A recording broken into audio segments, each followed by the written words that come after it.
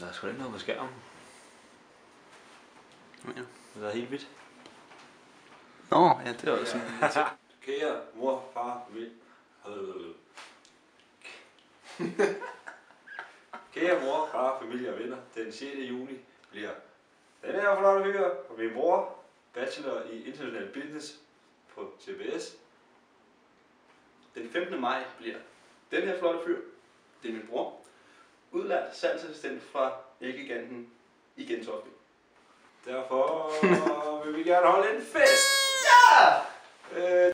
Vi vil gerne se jer på Holger Danskes vej. Nummer 7 og 8 på Frederiksberg nede i gården. Og vi har nemlig ikke plads oppe i Mikkels lejlighed, som er et værelse. Det foregår den 29. juni. Det bliver noget med noget grill og nogle øl nede i gården. Og vi forventer, at det kommer til at tage hele aftenen for dem, der har lyst. Og hvis I skal på toilettet, så kan det ikke lade sig gøre.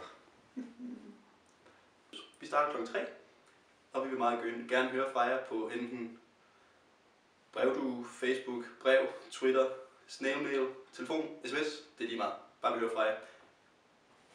Vi ses. Jeg tror, hvis I skal skrive til mig på Twitter, så får de sgu nok ikke meget svar. Nej. Godt. Ja. Det var bare godt. Det var sindssygt godt. Jeg fik sagt mange ting. Det gjorde